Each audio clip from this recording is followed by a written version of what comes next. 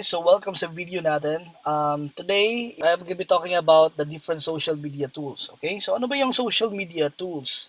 So social media tools is an app or a web app that will let you schedule your post ahead of time. Ito yung sinasabi ko na trabaho talaga ng social media manager. Kasi nga hindi naman talaga yung mga social media manager, hindi naman sila nagpo-post na within that day. Kasi nga kung within that day, mahirapan sila. So they need to schedule their post at least 30 days ahead of time para mas maka-prioritize sila sa mga mag-prioritize sila sa mga responding the comments or to gain more likes, to gain more comments or to share, to invite people to share their to their post. So kailangan nila i-schedule 'yan. So mga tools na to is they create posts in advance at least 30 days ahead yung sinasabi ko. Schedule posts across all social media platforms in just one click. Ibig sabihin guys, hindi ka manual kung social media manager ka, hindi ka manual magpo-post ng status sa isang ano lang, in different platforms kasi nga later i-share ko kung paano ba ako magpo-post in just one click to all across all social media platform. And the good thing about using social media tools is this is good for holiday postings or promo, so it's easier for you to post. Example, ang schedule natin, may mga social media managers guys na example for this month is June. May schedule na sila for Christmas, may schedule na sila for New Year. So ganun ka-advance mag-isip ang mga social media managers dapat, okay? It's really easy to use, parang nag-Facebook ka lang din, and it comes with free plan and of course a paid plan. Pero usually yung mga client natin, gumagamit na sila ng mga paid plan, and may mga clients din ako before na gumagamit din ng free. So either of the two, you need to be, well aware of the tools na gagamitin ng client mo or sa'yo, okay? Next is social media managers. It's really important to know all of these tools in advance. Kailangan mo talagang malaman ng mga tools na to in advance while hindi ka pa nag-apply ng work. Okay? So what are examples of social media management tools? So ito yun sila guys, different social media management tools. Ito yun sila Buffer, Hootsuite, CoSchedule, Later, Tailwind. Ito lang yung nakita ko talaga. Actually, there are a lot of social media management tools. Like, let's say for example, siguro mga 100 of them. Pero ito talaga yung nagamit ko na. And ito din yung maybe 80% of the clients are actually using this one. So, ito yung mga companies. You need to have a screenshot on this para malaman mo din and mag-search kayo sa YouTube on how to do it. But for this example, I'm just gonna be talking about these top social media tools. Ito talagang Buffer and Hootsuite. Ito sila is, this is nag-offer ng mga free. Ito nag-offer ng free. I think nag-offer din sila ng free. Pero you need to sign up then using your credit card. Ito, hindi na ako nag-sign up using my credit card, which is, I think, ang inuna ko talaga na nagka-experience is Buffer.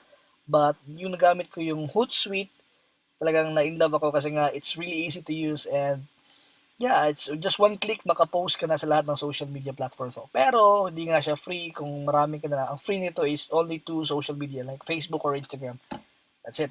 Next is, so since napili ko yung Hootsuite, so paano ka ba mag-sign up sa Hootsuite? Actually guys, hindi mo na kailangan tingnan to kasi nga hindi naman ikaw dapat mag-sign up sa Hootsuite, ang client mo lang. Okay? So if ever talaga na yung client mo is hindi talaga marunong mag-sign up sa Hootsuite or any social media tools na kailangan nila, dapat malaman mo rin kahit kahit konti lang. Very basic lang guys. You need to go to hootsuite.com and then sign up for free or professional.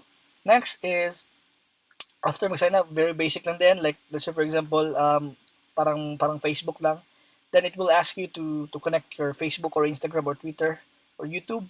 Mili ka lang. So sa ginawa ko example, kasi nga nag-sign up din ako using the Homebase Connect ng social media. So ginamit ko yung Facebook and Instagram. Next, kung Facebook ang pipiliin mo, ito yung channel ko. I mean yung Facebook page ko. So i-check ko lang yan and then click on done. And then same thing will happen sa Instagram ko. Once we click mo yung Instagram, ipalagin ka nila sa Instagram account mo.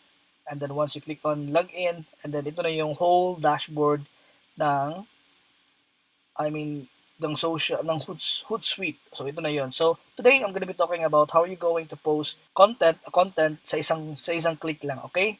So let's proceed to yan. Ito yung Hootsuite.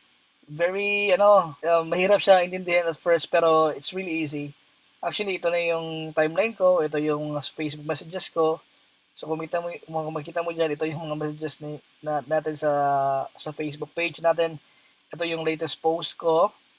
And ito na yung mga mentions natin. So, in order for you to do that, gusto mo mag-create ng schedule ahead of time, i-click mo lang itong new post.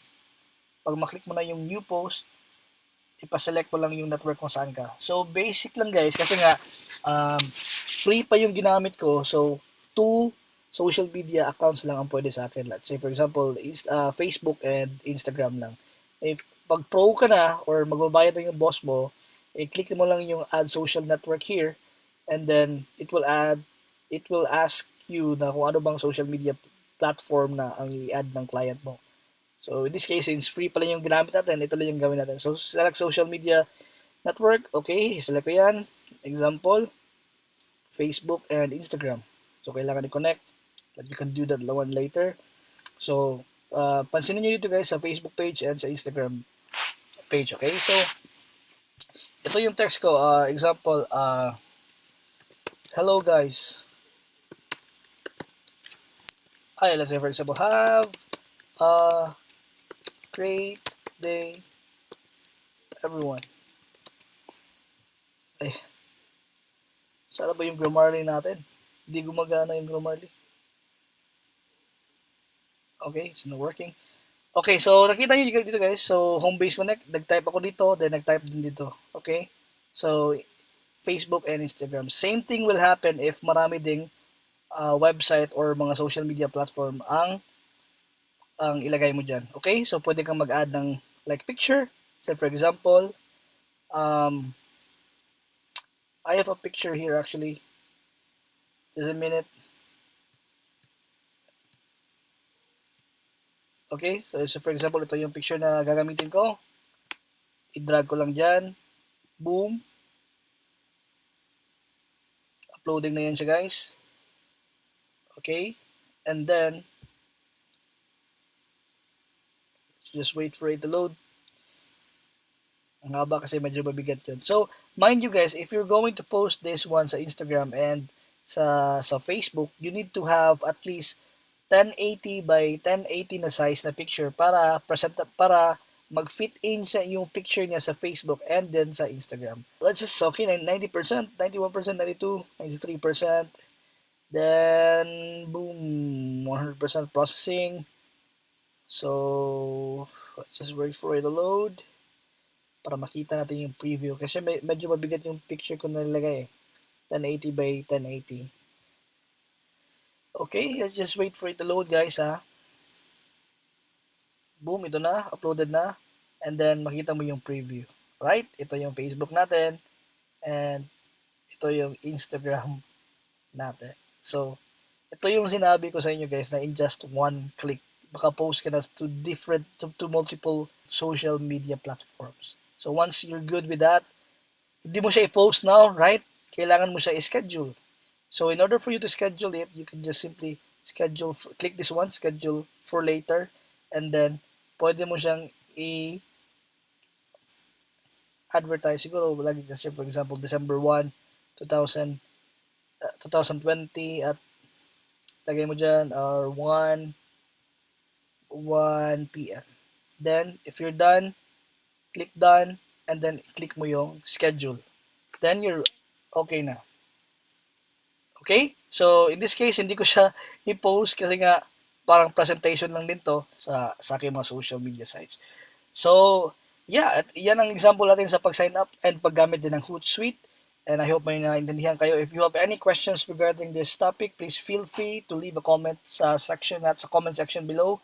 And I'll try my best to answer whatever questions that you may have. And sa next video natin, we'll be talking about the social media creativity. So stay tuned guys, and thank you, and see you sa next video natin.